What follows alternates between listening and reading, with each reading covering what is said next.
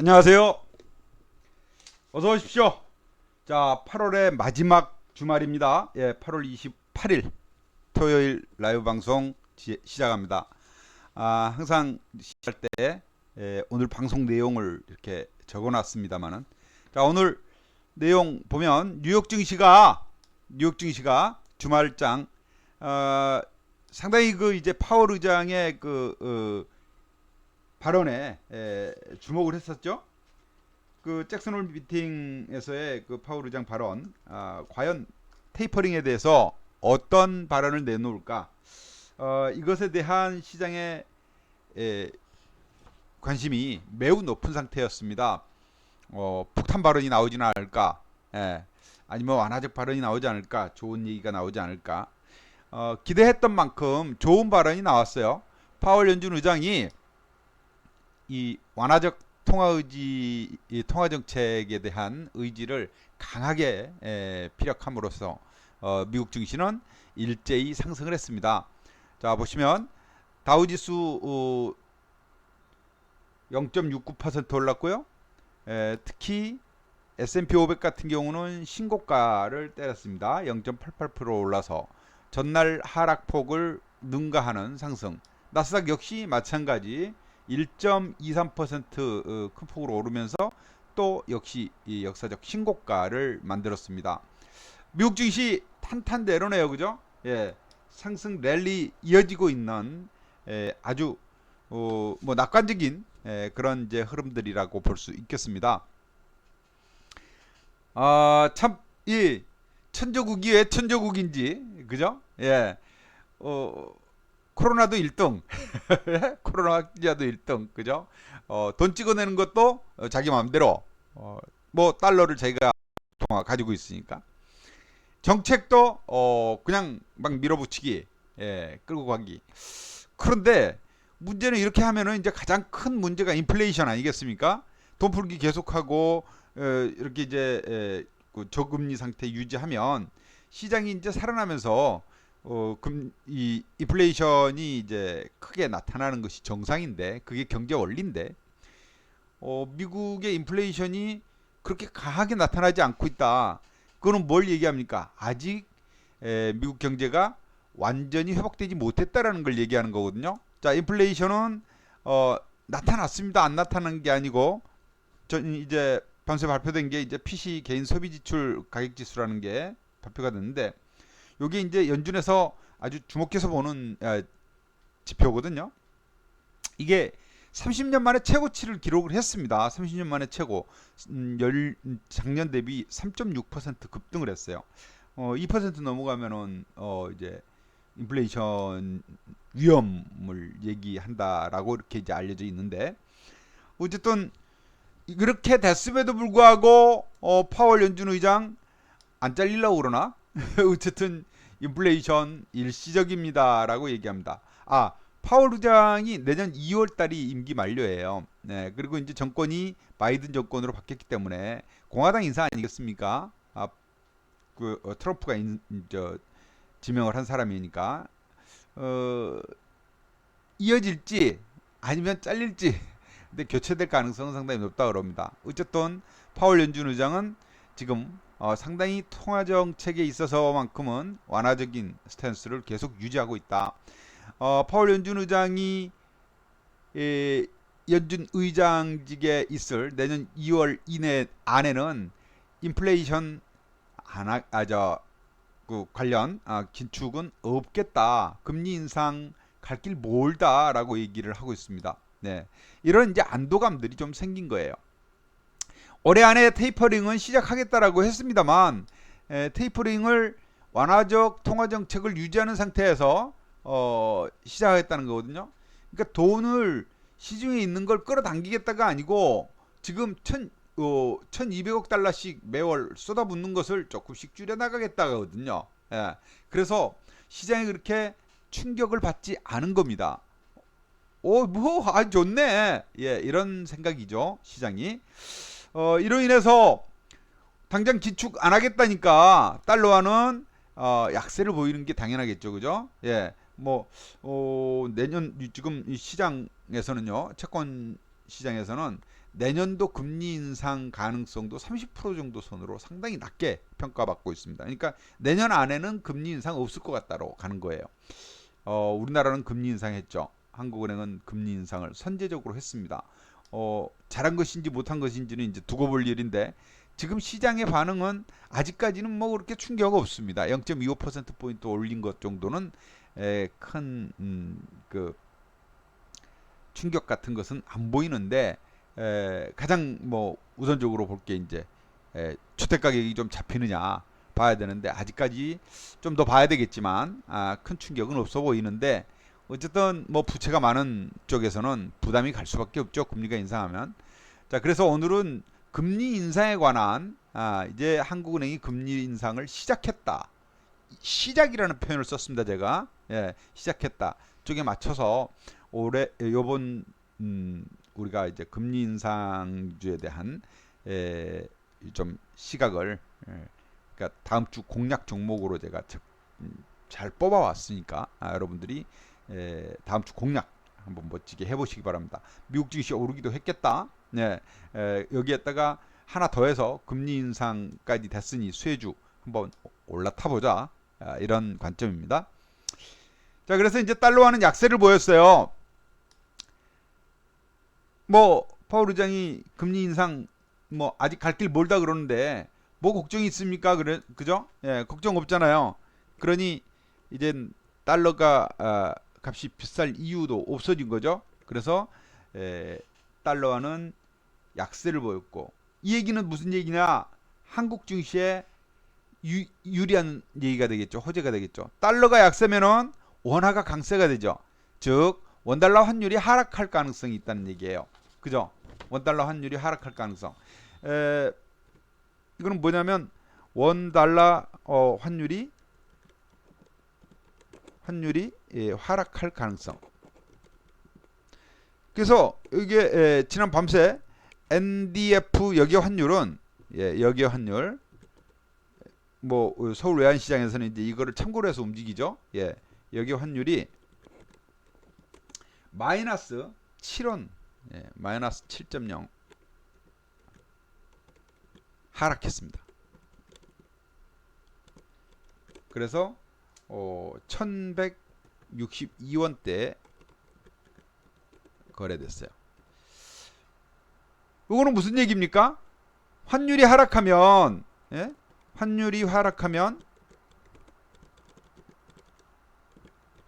외국인 수급이 개선되는 효과, 개선될 수 있다. 외국인 수급 개선 기대, 외국인 매수, 수급 개선 매수 기대, 요 얘기입니다. 자, 요거를 기대해 볼 수 있는 좋은 변화 기조다. 우리한테는 우리 시장에는 호재성 재료가 되겠습니다. 자, 그 다음에 미국 국채 금리가 하락을 했어요. 미국 저 금리 인상 안 한다 그러니까 국채금리 하락. 국채금리 하락은 채권 가격은 이제 오른 거지만은 국채금리 하락하면서 빚이 많은 미국의 성장주, 기술주가 되겠죠. 기술주들이 일제히 올랐습니다. 기술주 상승? 우리 증시에 또 기술주가 주도 아닙니까, 그죠? IT 기술주가 주도잖아요, 우리 시장 반도체. 이쪽 강세 가능성이 상당히 월요일 날은 긍정적 흐름이 예상이 된다, 그죠? 그래서 이제 미국 증시가 일제히 S&P 500과 나스닥 지수가 신고가를 다시 또 치는 랠리가 이어지고 있습니다. S&P 500 지수의 그 신고가 랠리가요. 올해 들어서 신고가가 50회 이상 지금 새롭게 갱신되고 있습니다. 이거 뭐 그냥 아주 올해는 대박 나는 해입니다. 주식시장에. 이런 흐름이 지금 나타나고 있다. 여기까지 미국 증시의 움직임을 좀 봤는데요. 인플레이션이 아직 일시적이다라고 큰 소리를 땅땅 치고 있는 이유 보니까 이 PC 지수는 이제 30년 만에 최고로 기록을 했지만 8월달 미시간대에 그 이제 소비자들의 느끼는 소비자 신뢰 지수 테드 지수가 크게 하락을 했습니다. 그래서 10년 만에 최저치를 기록했어요. 소비자들이 느끼는 그 지금 이제 신뢰도는 경제에 대한 신뢰도는 크게 떨어져서 지난 작년 팬데믹 시기보다도 더 떨어졌다는 얘기예요. 예, 그때보다도 더 악화됐다. 10년 만에 최저를 기록했다. 이런 것들이 아직 미국 시장이 이렇게 긴축 정책을 쓰지 않는 이유가 되는 겁니다. 아직 경기가 살아날 수가 없고 살아나지 못하고 있다. 지금 파월 의장은 또 현재 그 코로나19 확산세에 대해서 경제에 미칠 영향이 크지 않을 것이다라고 항상 얘기를 하고 있습니다. 이번 델타 변이에 대해서도 다시 이제 미국 확산세로 돌아서고 있지 않습니까? 사망자 수도 많이 늘고. 그럼에도 불구하고 아직 미국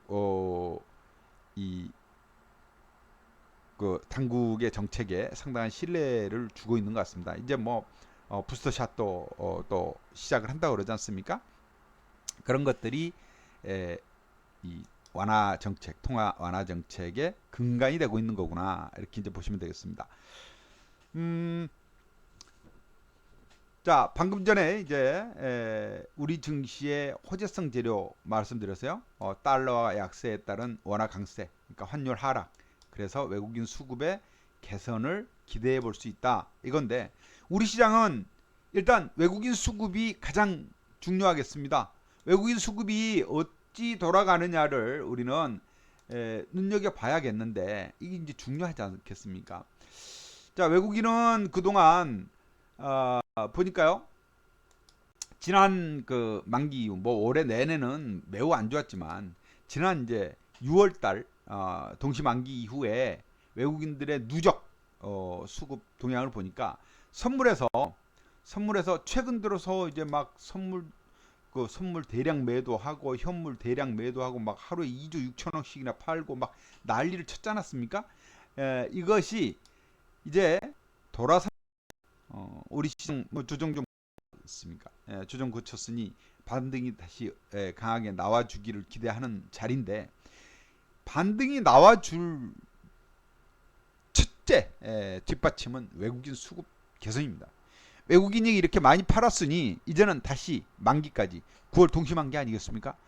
동시만기까지 얼마나 강하게 받아주고 매수해 주느냐, 끌어당기느냐가 중요하겠습니다. 지금 당장은 누적으로 볼 때 선물에서 한 1조 5천억 정도 순매도 상태입니다. 순매도 상태예요. 그리고 옵션 같은 경우는 이제 지난 8월 만기일 이후 8월 만기일 이후 옵션 보면 콜 옵션을 조금 샀어요. 그러나 이제 비중 강하지는 않고요. 조금 샀고, 풋 옵션에서는 뭐 거의 똔똔, 크게 매도 안 했습니다. 자, 이런 거 정도로 놓고 볼 때는 외국인은 현재 상태 거래소에서, 그러니까 현물 매도를 엄청나게 강화했고, 많이 팔았고, 선물에서도 팔았다. 단기 이제 옵션은 해지 차원이겠죠. 조금 소폭이니까. 이렇게 놓고 이제 볼 수가 있을 것 같습니다. 여기에 비하면 이제 기관의 경우는 선물을 샀어요. 선물을 외국인이 팔고 기관은 샀고, 옵션의 경우에 있어서도 기관은 콜옵션 매수, 풋옵션 매도를 강하게 했죠. 그래서 기관은 상방에 세팅을 해놓은 상태입니다. 파생해서 볼 때 현물은 팔았지만 뭐 이렇게 이제 보는 거예요. 그러나 외국인에 비하면 현물 매도는 강하지는 않았고, 근래 들어서는 매수하고 있죠, 그죠? 매수 강하게 들어오고 있습니다.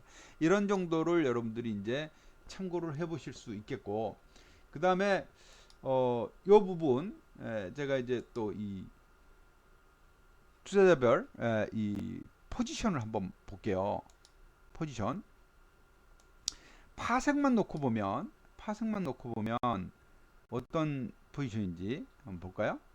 파생만 놓고 보면 요 밑에 합계라는 숫자 있죠? 요거 왼쪽에 여기 합계, 요 합계의 만기 손익, 뭐 이런 손익, 요거를 한번 봐보시고, 그 다음에 이 선물, 콜, 풋, 요 부분을 잘 보세요.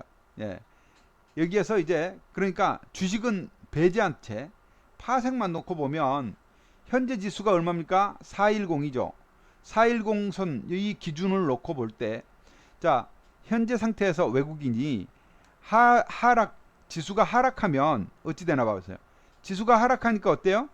이 합계 금액이 자꾸 늘어나죠. 이게 수익이 하락하면 늘어나요.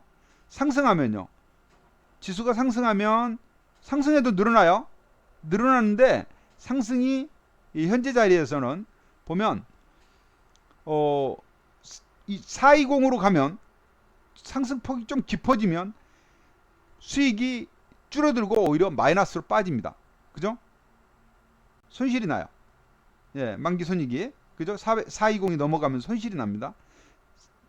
이 400으로 내려가면 또 더 내려가도 손실이 나요. 400 아래로 떨어져도. 그러니까 410에서 전후로 이렇게 볼 수 있는데, 자, 이거는 파생만 놓고 봤을 때고요. 현물까지 놓고 보면 그림은 확연히 하방을 가리키고 있는 게 보입니다. 그죠? 하방으로. 410에서 내리면 내릴수록, 그러니까 지수가 빠질수록 외국인은 수익으로 나와요. 왜요? 주식에서 많이 매도를 쳤잖아요. 그래서 그렇고요. 지수가 상승하면 상승할수록 주식에서 매도를 많이 쳤기 때문에, 그죠? 예, 손실이 납니다. 하락할수록, 지수가 하락할수록 수익, 지수가 상승할수록 손실. 이렇게 돼 있는 게 외국인들의 현재 포지션이다. 파생만 놓고 보면 410에서 빠져도 올라도 소폭 부분에서는 큰 차가 없는데, 현물까지 포함을 하니 지수가 하락할수록 수익이더라. 다만 남아있는 기간이 2주가 남아있습니다. 만기까지 남아있는 기간이 2주예요. 여기에서 외국인들이 매수 포지션으로 돌아설 경우, 매수를 강화할 경우에는 요거는 이제 급변하죠. 그림이 바뀌게 됩니다. 자, 기관의 경우는 어떠나 봐요? 기관의 경우는 반대입니다. 반대. 외국인과 반대라고 그랬죠. 기관의 경우는. 예. 현물을 넣으면 얘들도 이제 현물을 팔았으니까 이렇게 되고요. 자, 선물만, 파생만 놓고 보면 기관의 경우, 기관의 경우도 하락일 때, 지수 하락일 때 수익, 지수 상승일 때 손실이네요. 그죠? 예, 이렇게 이제 돼 있다라는 거 여러분이 참고를 하시면서 시장을 보시자. 현재 상태에서는 기관과 외국인 다 하방의 비중이 높다. 그러나 해외 증시가 강세를 보이기 때문에 현재까지의 포지션이고, 앞으로 바뀔 가능성 상당히 높다. 예, 바뀔 가능성 상당히 높다. 그렇게 이제 보시면 되겠습니다. 파생 시장 동시만기 앞두고 지금 변동폭이 무척 커졌죠. 이거 보세요. 이렇게 가파른 하락을 했고, 상승도 반등도 제가 좀 세 나올 것이다. 그러죠? 예.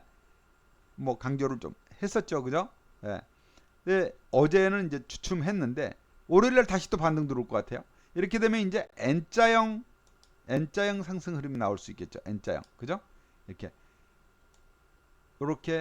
이렇게 나오는 N자형 상승 패턴의 가능성이 있습니다.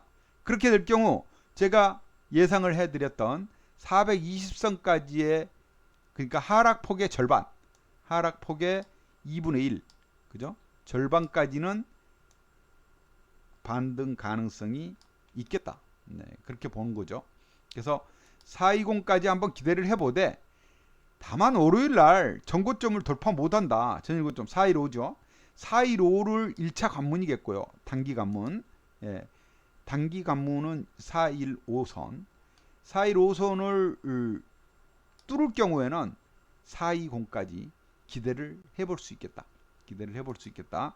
네, 그렇게 이제 말씀을 드리겠습니다. 단기 대응입니다. 자, 그러니까 우리가 주봉으로 놓고 보면서 지수, 주봉 선물 지수가 박스권 흐름입니다. 말씀을 드렸고, 박스권 하단에서 반등 예상 기대하지만 무너지면 추세 하락입니다 했는데 안 무너졌어요. 네, 안 무너지고 버티죠. 버티면서 해외 증시가, 특히 미국 증시가 받쳐주고 있단 말이에요. 투자 심리를.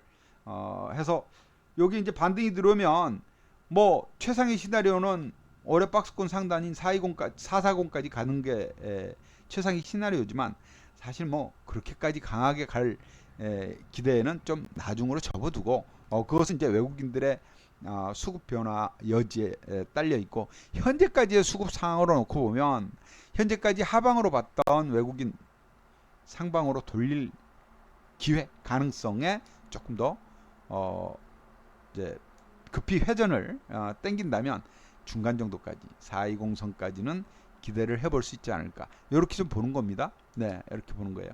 자, 보시면 이제 이건 일봉입니다. 일봉의 박스권 흐름 안에서 반등이 살짝 나오다가 주춤했고 N자형 상승 기대해 본다. 여기까지가 다음 주 시장 전망입니다, 여러분. 네, 파생 시장 전망. 무엇보다도 외국인의 수급 변화에 주목을 하자. 외국인 수급 변화에 주목을 하자. 외국인 수급 변화가 상당히 중요하다. 단기 기관의 경우는 매수 우위를 보이고 있다는 것도 참고를 하시고요. 자, 9월달 이렇게 선물 옵션 동시만기까지 포함이 되어 있는 9월물이 지금 변동성이 확대되면서 찬스가 왔습니다. ELW 매매 찬스, 기회가 왔어요. 그래서 추석 보너스를 두둑하게 한번 만들 기회를 여러분들이 잘 한번 잡아보시자라는 겁니다. 잘 잡아보시자. 자, 보면 우리 방 이제 수익 쌓아가고 있지 않습니까? 9월물 보시다시피 계속 수익을 쌓아가면서 거의 1,000만원 가까이 이제 수익이 쌓였습니다. 만기까지 이제 잘 정리 마무리하면 수익은 추석 보너스는 두둑해질 것으로 보이는데, 자, 이번 주 여러분들 매매 대응 보시면 아마도 여러분들이 이제 김혜기 대표가 여러분한테 이제 자주 이 수익 내역을 올리고는 있습니다만은, 올리고 있는데 보면 이제 뭐 그렇잖아요.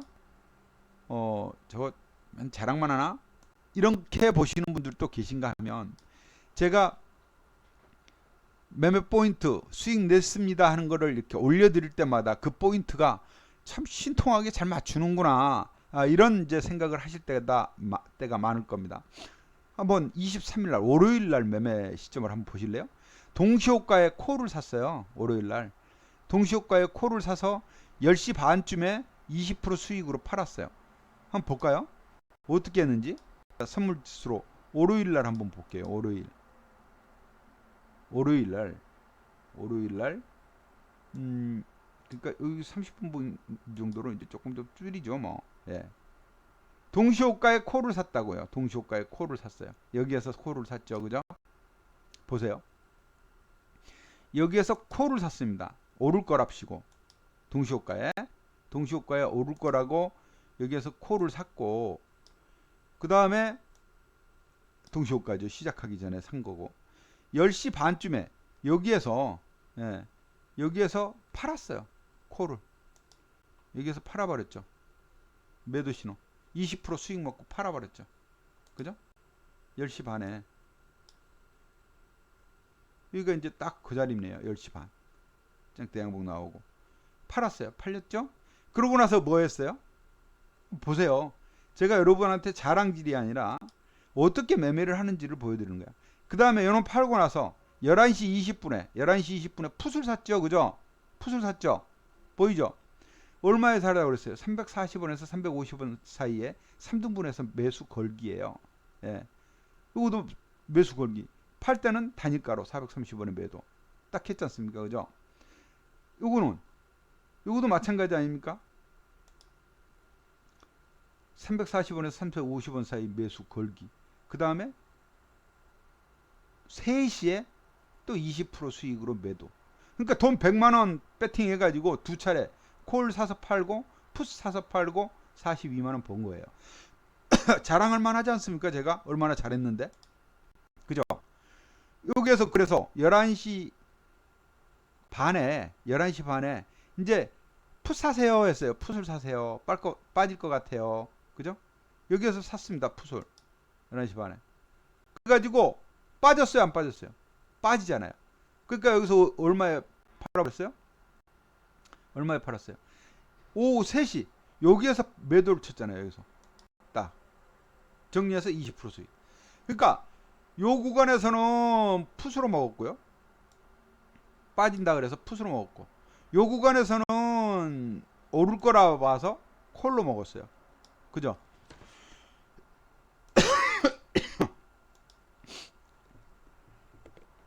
콜, 여기서는 풋. ELW 매매가 이겁니다. 지수가 오를 것 같아요의 배팅, 내릴 것 같아요의 배팅. 그러니까 지수가 오를 때도 돈을 벌 수 있고요, 내릴 때도 돈을 법니다. 그러니까 오를 때는, 오를 것 같을 땐 콜을 사서 돈을 버는 거고요, 빠질 것 같을 땐 풋을 사서 돈을 버는 거예요. 이게 ELW. 그러니까 파생 선물 옵션에서 옵션과 같은 건데요. 이렇게 보시면 돼요. 그러니까 시장이 하락할 때도 돈을 벌 수 있는 게 ELW 매매다. 그래서 제가 이거를 대안투자다라고 하는 겁니다. 조정장에도 대안투자, ELW 매매, 그죠? 조정장에도 이런 매매를 하면서 지난주 한 주 동안 수익을 자랑질을 해보면 23일 날 그래서 42만 원 벌었죠. 네. 25일 날 174만 원 벌었네요. 그죠? 174만 원. 예. 어떤 날은 이렇게 둘, 넷, 여섯, 여덟, 아홉 번 정신없이 바빠요. 어떤 날은 오전에 한 오후에 한 번으로 짠짠이지만. 자, 그다음 요거는요. 25일 날입니다. 수요일 날. 수요일 날도 두 번이네요. 그죠? 두 번에. 아침 동시호가에 풋 들어가 가지고 11시 10분에 팔아서 22% 먹었고요. 그다음에 아침 동시호가 직후에 풋을 하나 더 샀네요. 더 세게 빠질 것 같으니까. 종목을 다른 거랬죠. 그죠? 비싼 거 하고 이렇게. 네. 그러면서 이런 매매를 통해서, 자, 그다음 목요일 날은요. 목요일 날 한 개만 했네. 한 개만 풋 하나 가지고 50%를 수익을 냈어요. 아침 동시호가에 들어가서. 그러니까 여러분, 아침 동시호가 전에 제가 시장을 잘 읽어요. 그래서 배팅을 들어갑니다. 그리고 그거를 11시 10분에 50% 수익으로 팔아먹었어요. 이게 언제예요? 26일 날? 26일 날 한번 볼까요? 26일 날. 목요일이잖아. 26일. 봐요. 조금 더 환하게, 밝게. 아침 동시호가에 풋을 때렸잖아요. 여기에서. 동시호가에 풋을 때려버렸어요. 여기에서. 26일 날. 그래가지고, 언제 팔아먹었다고요? 11시 20, 이쯤에서 그냥 팔아버린 거예요. 예, 이쯤에서 팔았어요. 이쯤에서. 11시 반. 그래가지고, 팔다 내놓으니까 50% 수익으로 딱 걸린 거야. 여기쯤에서 팔린 거죠. 그래서 요 50% 수익이 청산이 된 겁니다. 매도 걸어놓고 기다린 거죠. 예, 그래 팔린 거예요. 매도 걸어놓고 기다리니까 팔렸어요. 이런 매매를 합니다, 여러분. 보면은 쉬워요. 그죠? 보면은 쉽죠. 보면은 쉬워요. 이렇게 간단하게 50만 원을, 돈 100만 원 가지고 벌어버리는데 뭐. 어제는요. 어제도 보면 풋 가지고 풋 두 개를 두 개를 사서 11시 반에 사고 1시 반에 샀어요. 그래가지고 그저께 사놓은 거네요. 예, 그저께. 어저께 다 팔아먹었어요. 50% 수익. 예. 그래서 150만 원이 벌어져 버렸어요. 요거는 두 계약을 한꺼번에 사는 거예요. 25일 날. 빵! 두 계약을. 예. 하방이 셀 것으로 판단해서 두 계약을. 그래가지고 세 개를 파니까 50% 세 개니까 50만 원씩 3, 5, 15, 150만 원을 번 겁니다. 자, 이런 분위기가 우리 방에 회원님들의 이 인증샷으로도 나타나요. 감사합니다. 170만 원 벌었대요. 그죠? 예. 이거는요. 이분은 그동안 매일 매도 제가 벌어져 한 거 26일 현재까지 740만 원. 그대로 리딩 그대로 따라주시는 우리 회원님이에요. 네. 보세요. 요거는 네. 수익 인증을 이렇게들 수익 났다고 하고 계시지 않습니까? 오늘 같은 날 수익 보게 해줘서 감사. 땡큐. 그죠? 땡큐. 보십시오.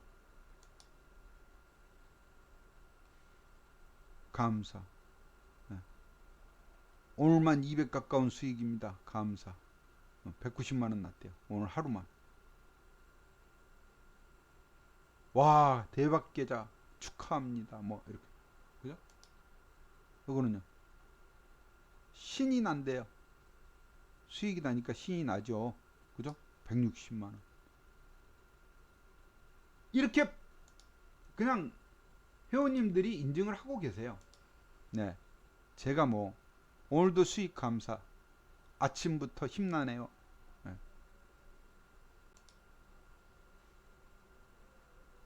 대표님 수익 감사. 보십시오. 감사. 이렇게 수익을 즐기는 방입니다, 여러분. 네? 수익을 즐기는 방.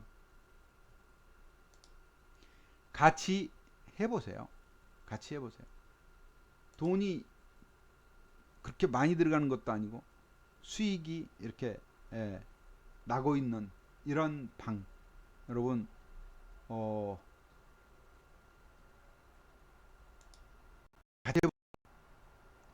추석이 가까이 와 있지 않습니까? 그죠? 추석이 가까이 와 있는데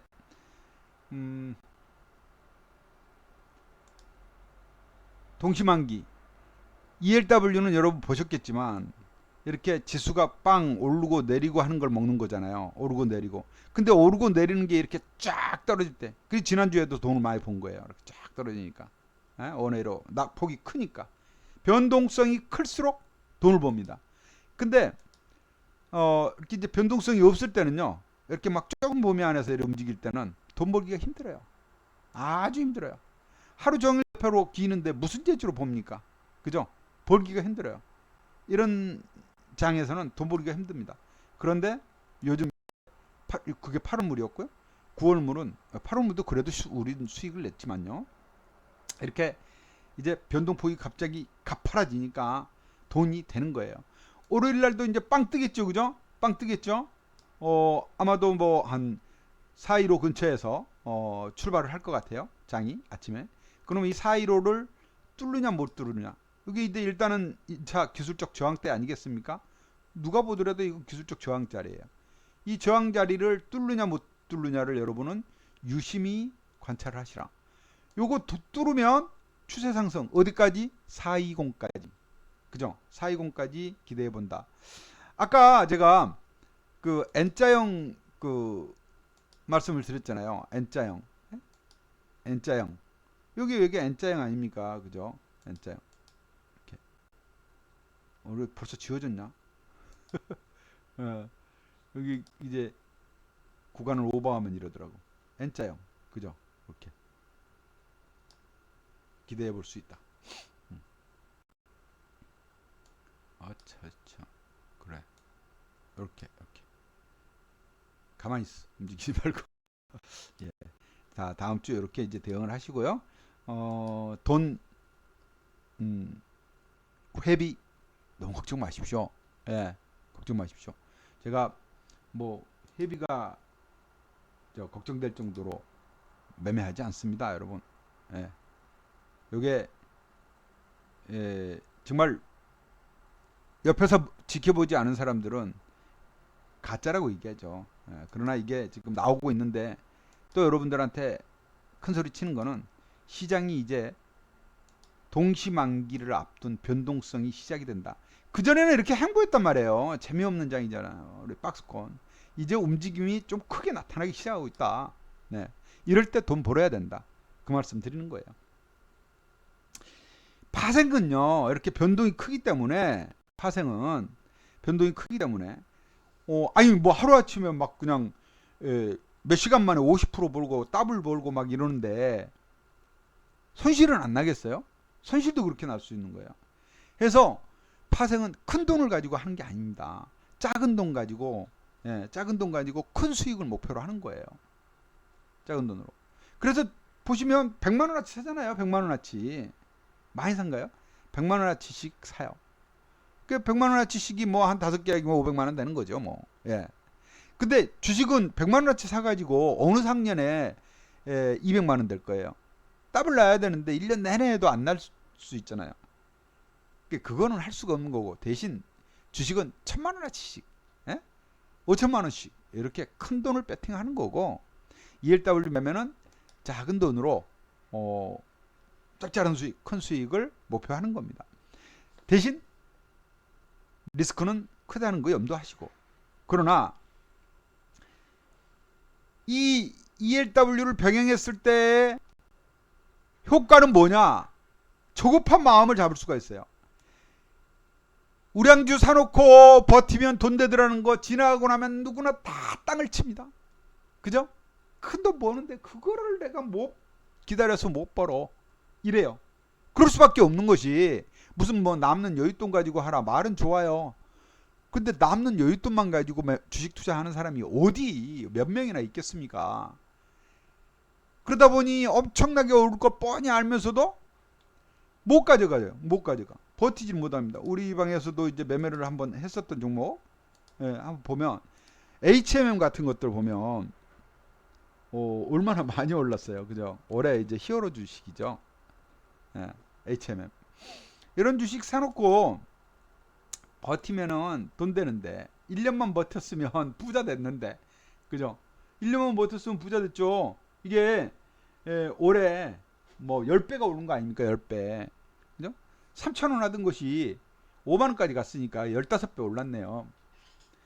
이런 것을 할 수가 없는 이유가 뭐냐? 그죠?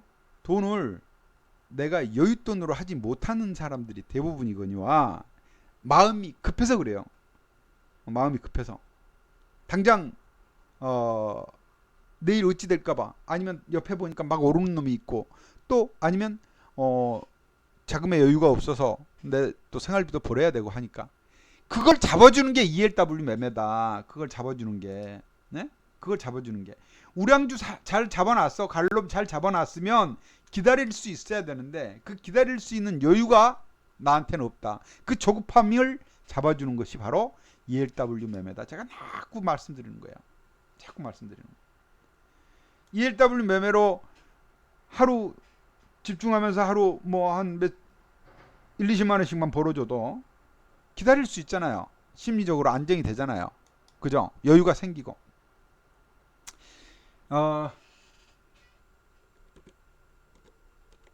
제 친구 중에요, 한 친구가 이놈을 겁나 먹은 친구가 있어요. 네이처셀을. 그래갖고 저한테 한 달 전인가 제가 말씀드렸을 거예요. 친구 무슨 행사 있어가지고 거기서 만났는데, 나한테 이제 제가 이거 전문가니까 묻는 거예요. 네이처셀을 샀는데, 네이처셀을 12,000원에 샀대요. 12,000원대에 2만 한 3천 중가를 가지고 있더라고.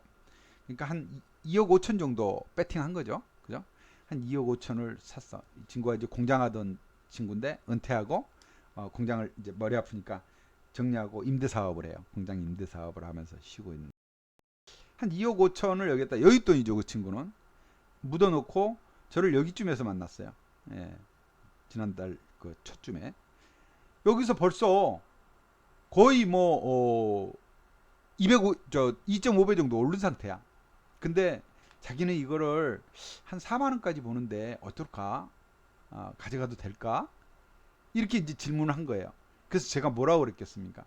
뭐라고 그랬어요? 넌 여유 있으니까, 여유 있는 친구니까. 그럼 이렇게 해라.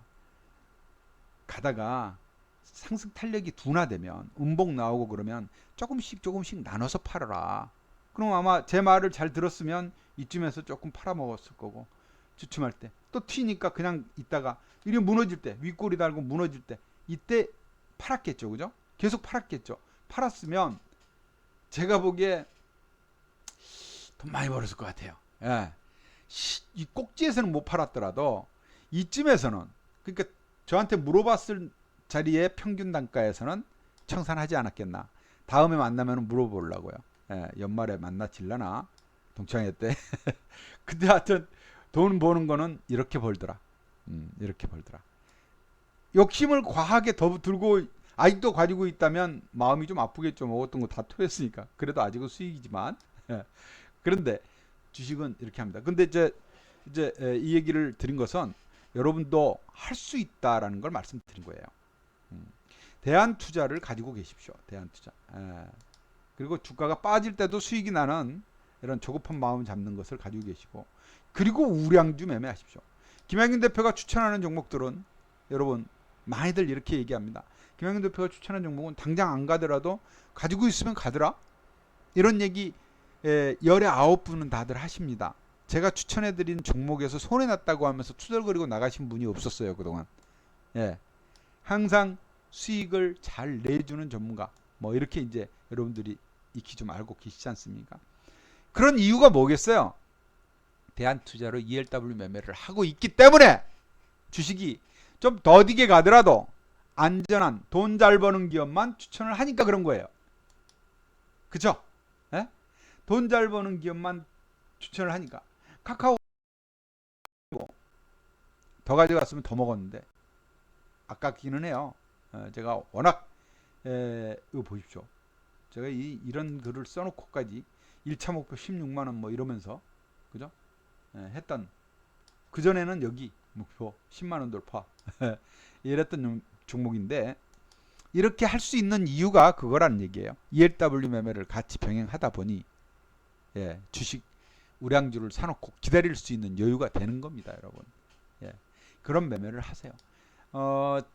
저희 방에는, 오래된 방에는요, 저하고 5년 10년 이상 이렇게 오랫동안 같이 하시는 회원님들이 여러분 계세요.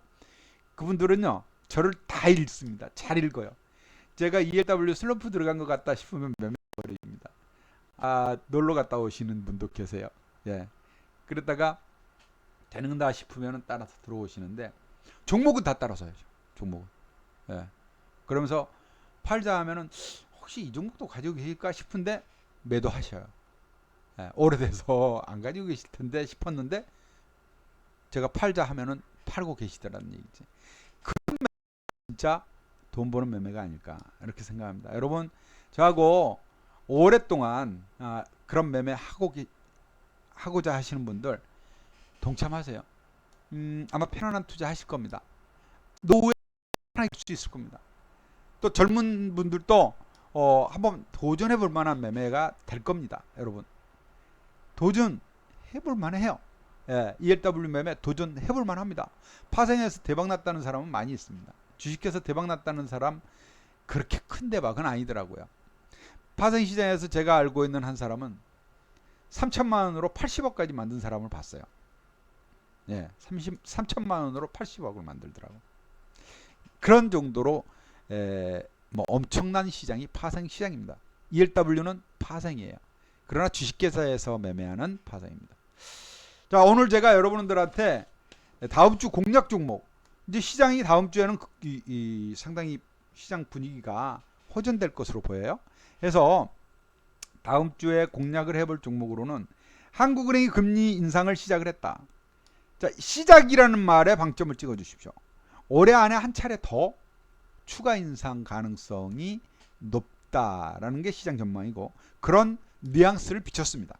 올 12월경 11월 금통일 때 한 번 더 올릴 것으로 보이고, 외국계에서도 그렇게 보고 있어요.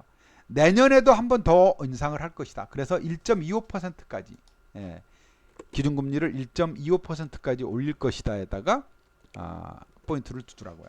1.25%까지. 그래서 이런 거 여러분들이 이제 전망을 하고 있는데, 여러분들이 관심을 이런 쪽에다가도 두면서 놓치지 말아야죠. 이런 시장의 변화를. 그죠? 금리가 이제 계속 오르는 추세로 가는구나. 그러면 금리 인상 수혜주를 사야 되겠네. 또 급전 쓰던 거, 그리고 뭐 좀 빚내서 하던 거 좀 줄여야 되겠네. 이자 부담이 높아지겠네. 이런 생각 하셔야죠. 그죠? 부채 부담이 큰, 부채 비율이 높은 기업은 좀 삼가해야 되겠네. 이런 생각 정도는 여러분들이 가지고 가야 되겠습니다. 그래서 오늘 여러분들에게 금리 인상의 수혜주를 여러분들에게 공략하시자. 다음 주 공략 종목으로 올 5종목을 준비했습니다. 금리 인상 수혜주로만 준비를 했어요. 금리 인상 수혜주 최근에 잘 가요. 그래서 잘 가요 요새. 금리 인상 수혜주 하면은 여러분이 이제 가장 먼저 떠올리는 거 금리로 먹고 사는 데가 어디예요? 금리로 먹고 사는데 다 아시잖아. 금리로 먹고 사는 거 은행이죠. 은행 그죠? 예, 은행이 금리로 먹고 살지 않겠습니까? 자, 은행주 은행 지수만 봐도 자, 금융업종입니다. 금융업종 최근 보면 최근에 살짝 이렇게 들어 올리고 있죠. 은행업종은 요거는 조금 다시 또 반등 들어오는데 이게 이제 카카오뱅크 때문에 급등했다가 카카오 조정받으니까 이렇고 이제 움직입니다. 자, 은행업종 이쪽에 배팅을 좀 관심을 가지셔야 되겠고 또 은행 다음은 증권도 좀 괜찮겠죠. 증권. 증권업종도 물론 주식시장이 죽으면은 안 돼요. 그러나 주식시장이 요즘 좋으니까 거기에다가 금리가 오르면 증권사들이 이 신용대출, 예? 또 뭔가 미수 금리 아주 초고금리 아니겠습니까? 시중금리에 비하면 자기네는 2%대 조달해가지고 막 6%, 8% 옛날에는 10%도 넘었습니다만은 이렇게 막 이 돈 빌려주잖아요. 거기서 또 짭짤한 이익이 크죠. 그런 것들. 또 보험업종도 무시 못하겠죠, 그죠? 보험업종. 그래서 이제 이런 종목들에 우리가 관심을 가져야 되겠습니다. 그런 차원에서 이제 제일 먼저 은행주는 좀 무거우니까 뺄래요. 카카오뱅크는 이미 이제 뭐 덩치가 소만해졌고요. 그죠? 카카오뱅크 시가총액이 얼마입니까? 카카오뱅크 시가총액이 40조예요, 40조. 그래서 이제 얘는 좀 뭐 성장 기업이라고는 하지만 좀 무겁고 이제는 앞으로 아마 큰 폭의 등락은 없을 겁니다. 시장 상장 초기와 같은 그렇게 이제 보여지고 일단 저는 보험주로 먼저 하나 준비를 했습니다. 보험주 중에 제가 고른 종목이 삼성생명 아니고요. 동양생명이에요. 동양생명. 많이 오른 놈은 좀 부담스럽기는 하잖아요. 그죠? 동양생명 이렇게 보면 월봉으로 보면 바닥입니다. 바닥에서 이제 쫙 턴하고 있는 중. 이 정도로 보여지죠. 동양생명. 자, 이 종목은 사실은 옛날에는 국내 기업이었습니다만은 지금은 외국계예요. 중국 안방증권 아시죠? 안방보험 중국의 안방보험이 대주주입니다. 인수를 했어요. 2015년도에 그거 다자라이프 뭐 이러는데 안방 여기 안방입니다. 안방그룹 홀딩스 얘네가 이제 2015년에 인수를 해서 했는데 실적에 비해서 배당에 비해서 주가 있어요. 실적 한번 봐보세요. 올 1분기까지만 해도 거의 작년에 버금가는 수익을 냈어요. 그죠? 작년 한 해에 버금가는 수익을 냈어요. 작년에도 재작년보다 높았고요.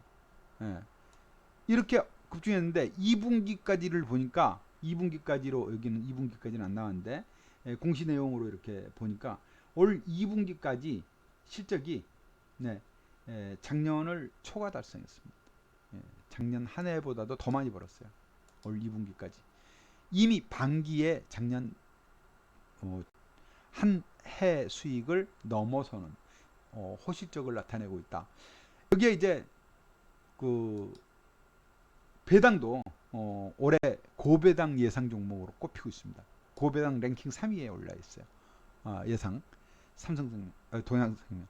현재가 대비해 가지고 시가 배당률이 8%대로 기대됩니다. 지금 은행에다가 돈 넣어봐야 뭐 1%나 줍니까? 8% 나와 8%. 배당만 받아도 벌써 8월 9월달 들어갑니다. 배당 시즌 곧 다가와요. 11월 달이면 이제 배당주 들어갑니다. 그런 측면에서 동양생명 고배당주로. 그리고 고배당주인데 실적이 작년 한 해 실적을 올 상반기에 이미 능가했다. 그쵸. 예. 그 다음에 이 종목이 유통 주식 물량이 아주 작아요. 유통 주식 물량이 아주 작아요. 보세요.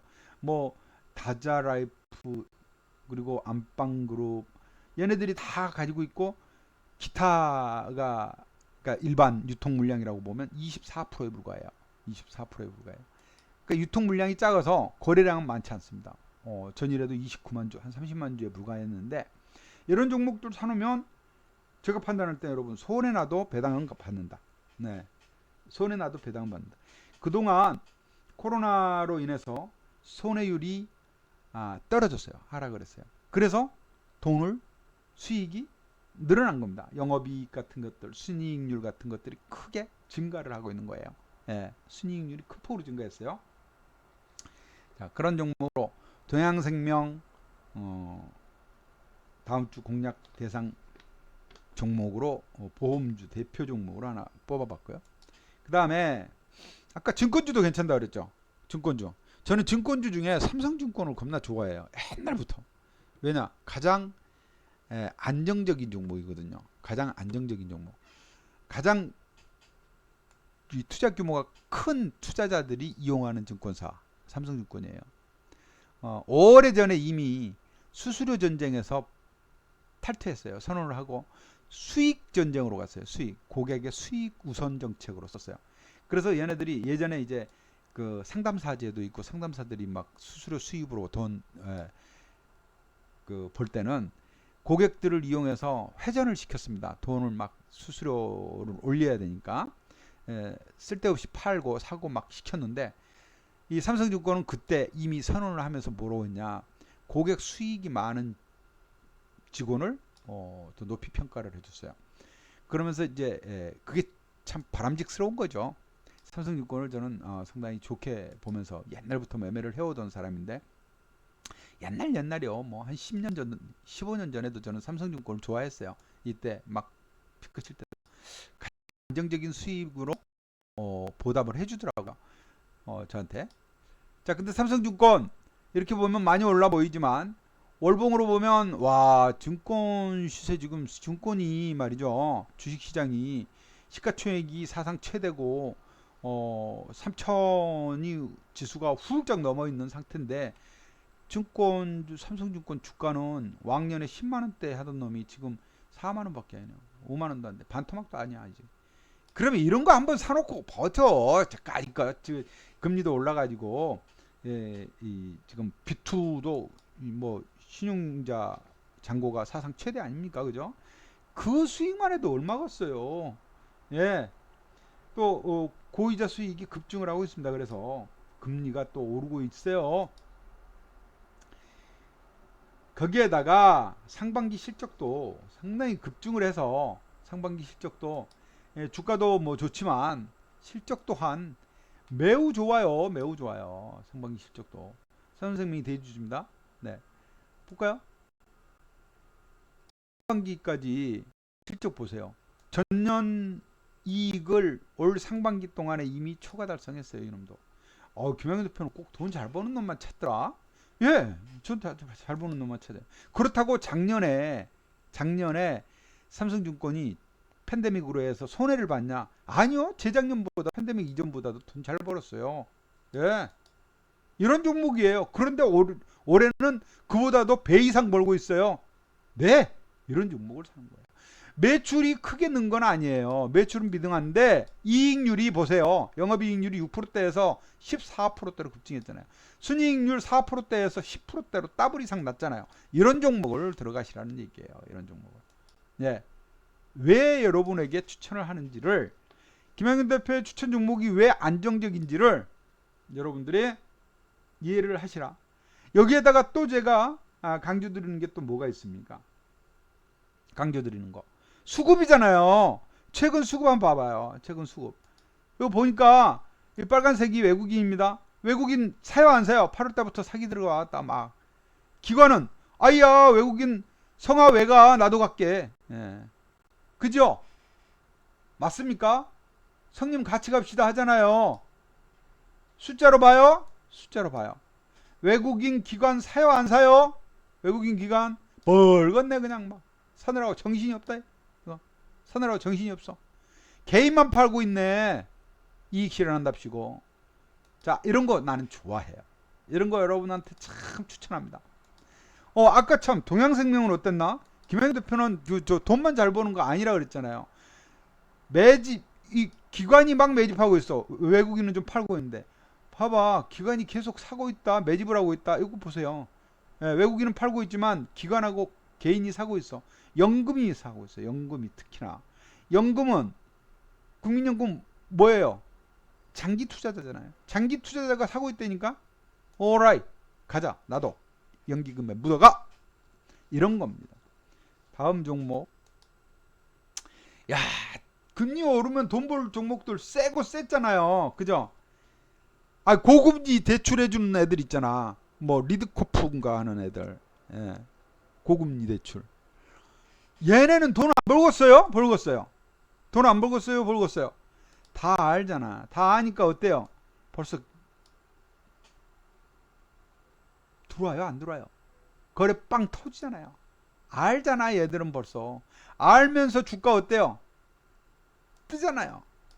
알고 가는 거라. 이게 금리 인상할까 알고 들어온 거 미리. 아, 레드코프. 얘네들 금융위기 때도 전년 뭡니까? IMF 때도 돈 제일 많은 데가 어디예요? 은행들 직원들 다 내보내고 눈물에 뭐 명퇴시키고 나서 지들 돈 벌었어. 그죠? 미국도 마찬가지였고 금융위기 때. 지금 팬데믹 사에서 어려워지니까 자영업자들 정말 기업 대출보다 이 민간 개인 대출이 훨씬 이익이 세고 뜯길 확률이 적다는 것 아시죠, 여러분? 예? 자영업자들 힘들어 죽겠으니까 은행에서는 이제 더 이상 꽉 막혀서 안 주니까 고금리 대출로 가야지 어떻게. 그래서 얘네들 주가가 최근에 이렇게 온 거예요. 올해 많이 올랐잖아요. 월봉이에요. 주봉으로 보면 더 화끈해 보이지? 예. 이렇게 오른 거예요. 8,000원 하던 게 이제 11,000원까지. 이렇게 가는 건데 지금 저는 얘네들 금리 인상하니까 금리도 올랐는데 우리도 금리 올려요. 올리겠죠. 그죠? 예. 기준금리 0.25포인트 올랐어. 나는 2% 오를게. 이래버리지 않을까? 주가 갈 거로 보입니다.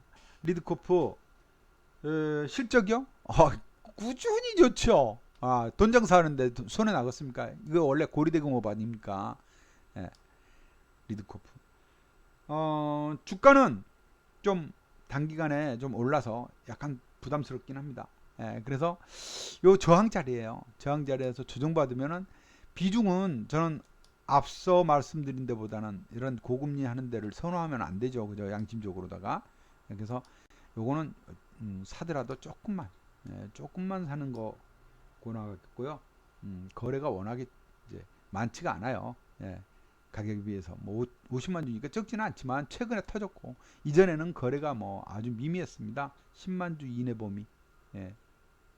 적었었어요. 자, 리드코프 그 다음 종목. 그러면 리드코프만 고리대금업이에요? 우리는 저 이름이 잉글리시라 리드코프 그러지만 나도 있어요. 고려 신용정보라는 데가 있어요. 네. 이런 고리대금업 하는 업체들이 많이 이제 보는데 정보, 신용정보를 알아야 되잖아. 이게 또 수요가 늘어나는 거야. 이게 수요가 늘어나네. 이게 참 리드코프하고 그림이 똑같아. 그죠? 거래 터지고 주가 오르고 똑같아요. 주가는 상당히 신고가입니다. 신고가. 고려신용정보. 알짜배기 금리 인상 수혜 기업이에요. 알짜배기 금리 인상 수혜 기업. 실적? 좋죠. 계속 좋아요. 예. 거래가 좀 적다는 게 흠입니다. 19만 주. 조심하시고 이런 종목 비중은 많이 놓지 마시라. 신고가 좋아하시는 분들은 오히려 여기에다 배팅 들어가더라고요. 왜요? 저항이 없잖아. 어디가 저항일지 모르잖아요. 가는 만큼 가는 거니까. 이런 종목. 그 다음 이제 제가 마지막으로 가다가다 안 되면 또 카드론 쓰잖아. 그죠? 카드론 안 써요? 카드론까지 영끌 아닙니까? 영끌. 예, 카드론 장사도 돼야 되겠지. 삼성카드 중에 그래도 또 저는 삼성자 붙으면은 그래도 좀 다 안심이 좀 되더라고요. 네, 삼성카드입니다.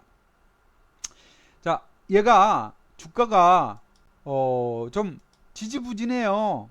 안 움직여. 작년에는 빠졌다가 올해도 아직 팬데믹 이전으로 아직도 회복 못한 아주 부진한 종목입니다. 예, 월봉으로 보시면은 나오잖아요. 그죠? 그러나 왕년에는 그래도 6만원대까지 하던 놈이 지금 3만원이다. 반토막 나 있는 상태다. 고점 대비. 요거 이제 여러분 눈여겨보시고, 카드론 요즘 급증하고 있답니다. 예, 카드론이 급증을 하고 있대요. 상반기에 실적이 영업이익률 같은 것들이 크게 늘어나고 있어요. 예, 뭐 동양생명도 그렇고 뭐 다 그렇다고 생명이 대주주죠. 71% 가지고 있어요. 삼성카드의 지분을. 그리고 이제 28%밖에 안 되는데, 올 상반기에 작년에 비해서 작년에 15%대, 얘도 삼성카드도 팬데믹이라고 해서 수익을 안 나는 기업이 아닙니다. 팬데믹 상황에서도 이익이 증가한 기업, 대표적인 돈놀이 기업들은 그렇잖아요. 예, 이자 먹고 사니까. 금리가 떨어졌더라도 이놈은 늘어난다. 영업이익률이 13%에서 15%로. 근데 올해 들어서 어때요? 상반기까지 21%야. 21%. 이익이 이렇게 급증을 해요. 순이익률도 11%에서 16%. 이렇게 크게 늘어나고 있다. 벌써 전년 대비 올 상반기에 70%. 이렇게 되면 올 전체 수익은 금리까지 인상이 됐으니 전년 대비 한 150% 정도는 수익이 늘어날 것으로 보입니다. 이런 종목에 안심하고 한번 들어가 보는 것도 나쁘지 않겠다. 나쁘지 않겠다. 거래량이 적어서 수급은 별거 없습니다만, 기관이 지난 5월 달에 5월 6월 달에 사놓고 안 팔고 계속 꾸준히 유입돼 들어오고 있다. 요거 여러분들이 또 수급 측면에서는 참고해야 될 대목. 기관이 꾸준히 사잖아요. 그죠? 꾸준히 사요. 꾸준히 사요, 안 사요? 보세요. 꾸준히 사잖아요. 자, 이런 종목. 자, 이렇게 해서 5종목입니다. 네, 이렇게 했고요. 다음 주는 이제 여러분 아시다시피 다음 주는 이제 9월 달 들어가죠. 9월 달. 네. 9월 들어갑니다. 다음 주.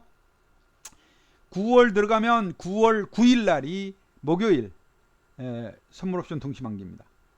자, 딱 이제 2주 9거래일 남았어요. 9거래일 남았는데, 저와 같이 이제부터가 정말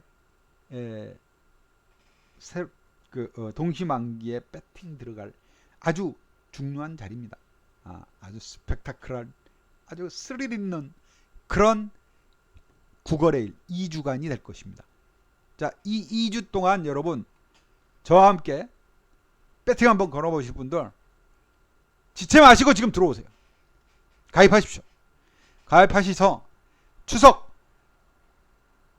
떡값이 아니라 보너스 한번 만들어 보입시다. 제대로 한번 만들어 보자고요.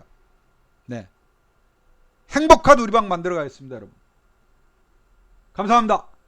수고 많으셨습니다.